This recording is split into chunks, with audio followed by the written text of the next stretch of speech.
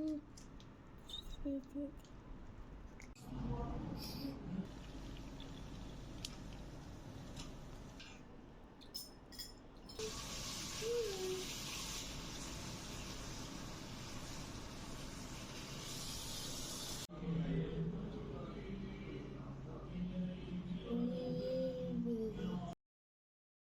الله الرحمن الرحيم. السلام عليكم، شلونكم بنات؟ شو اخباركم؟ ان شاء الله بخير. اليوم عندنا فيديو جديد كلش حلو وكيوت. اليوم قعدت من الصبح شوي مزاجي حلو ومتعدل، فقلت اخطيه خلنا نعدل مزاجهم.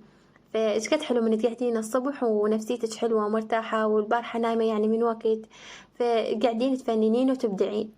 هنا اول ما خدرت الشاي حضرت الشاي غسلت القوري، وهنا شنو صار؟ فيلم جبت العيد. كان القندول مال الشاي مخلص، وخليت بيه باكيت جديد، بس شنو كله طشر، كله نص طشر على الكاونتر. انا عود شلون منظفه بالليل، اريد احافظ على نظافه المطبخ على مود لا نتعب، فتصير كوارث. هنا البنات سويت لهم ريوق على السريع، حضرت لهم خيار وطماطة، وطقت لهم بيض سوى حمسته وياه الطماطة وبصل وفلفل اخضر، يصير كلش حلو. وهنا أنا عندي حلاوة نهر خوز بعد تعرفونها مشهورة كلش حلوة، ويا الجبن العرب. حضرت لهم شنو عندي موجود، شنو المتوفر، وسويت لهم ريوق تركي.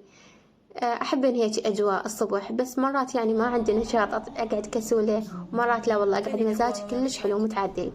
هنا أنا هم حضرت واشتريت لي هذا المفرش، يعني كلش حلو هذا المفرش. اخطيه وصيت قرايبني وجابته إلي، أشوفه بالنستا وأشوفه بالجروبات وعاجبني، فوخطيه وصيته اخطيه ما قال شي جابته إلي. وهنا أنا حضرت هم شنو عندي بالثلاجة، جيمر جبن، عندي خس، هم قلت لي يشتهي ياكل، وجيت أخلي فواكه بس لا قلت لا ما أريد أوفر لأن الفواكه ما ياكلونها، فقلت حرامات لا أصير كلش فد مرة، فحرامات هاي الشغلات اللي يحبونها خليتها. وسامكم ألف عافية. وإذا أعزمكم على هيك ريوق من يا محافظة تجون، من يا محافظة تتابعوني وتجون لو لا. وهنا أنا بعد ما خلصنا الريوق أكيد هم طبخنا غدا، بس ما شاركت غدانا وياكم، بس شاركت لكم الكيكة مالتنا العصرونية مالتنا. وبس شوفوا البنات شلون كيكة تجنن والله تجنن، عاش سيدي والله. هنا أنا كيكة البرتقال، يعني شنو طريقة حلوة، وصفة جديدة، يعني شغلة تعجبني أحب أشاركها وياكم. شوفوا ايش قد عزاز علي، ايش قد أحبكم وأشارك وصفاتي وطبخاتي كلها وياكم. هنا أنا بنات كيكة البرتقال، يعني دائما احنا نسمع كيكة البرتقال، لو كيكة الفراولة، او لو كيكة الاناناس، هاي كيكة الفواكه بس ما نسويها، بس هنا عجبني اسوي كيكة البرتقال. هنا البنات المكونات كوب قلاصين طحين، قلاص بنات مو صغير شوي يعني كبير. هنا البنات اول ما نخلط الطحين، لان اهم شي تنخلونه. شوف دائما يعني يفصص لو فد شي خاف حشرة داخلة بالطحين وما نشوفها، وهو لازم يعني ننخل الطحين، لأن مرات عن مود يدخل هوا بالطحين، عن مود ترتفع الكيكة لا تفصص، خاف بيه رطوبة. فأهم خطوة بنات بالكيكة تنخلون الطحين. وهنا أنا بنات بعد ما نخلت الطحين خليت عليه ظرفين كومباودر. بنات خلوا ظرفين، يعني الكيكة ظرف واحد ما ترتفع، حتى لو قلاص واحد من تسوون كيكة أحسها ما ترتفع، يعني إذا قلاص يمكن تخلون ظرف واحد، مقادير كلش قليلة تخلون، بس إذا مقاديركم هواي لازم ظرفين كومباودر. هنا أنا بعد ما نخلت الطحين وخليت عليه كومباودر، كترته على صفحة، راح أجيب الخلاط طقيت 3 بيضات، وراح أخلي عليهم خل أبيض.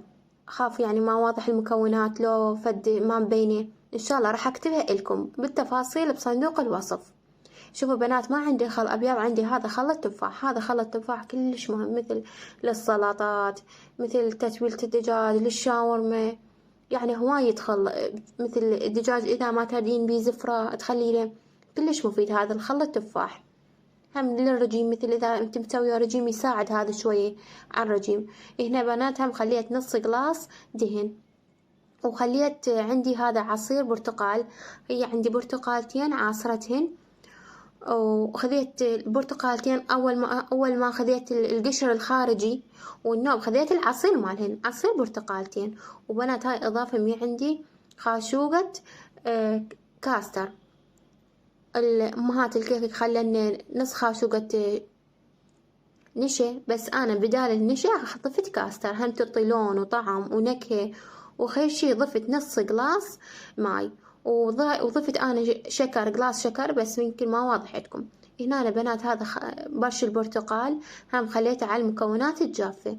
هسه كملت عندي هاي المكونات الجافة ومكونات السائلة. راح أضيف أخلط المكونات السائلة على المكونات الجافة. بس هي هاي ما يراد لها أي شي الكيكة. تعبي الخلاط خلط البيض والبيض والشكر وشوي دهن والنكهات، إذا عندك نكهة برتقال أو عندك نكهة أي نكهة تردينها. وبنات كتبوا لنا المواقف الصايرة وياكم بالكيكة، تردون تسوين كيكة هم مرات ما تنجح، هم مرات ترتفع وتنزل، لو مهم مرات تنسوها. أنا ياما سويت كيكات وخربت، يعني كنت ما تضبط عندي الكيكة. بس آخر كم سنة لا والله، يعني سنة يوم عن يوم تصير أحلى، كيكة عن كيكة تصير بعد أحلى.